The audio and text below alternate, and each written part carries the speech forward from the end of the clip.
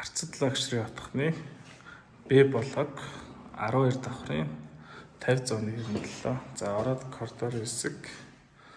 За зүүн урд талдаа галтгооны хэсэгтэй.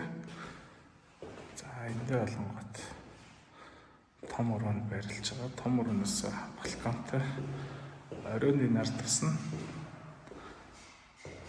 Балкон нь битүүшил хайлттай. За гэж харагдаж байна.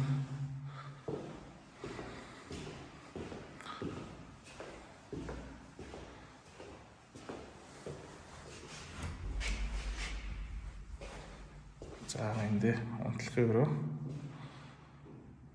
Плюс илүүхэн том унтлагын өрөө.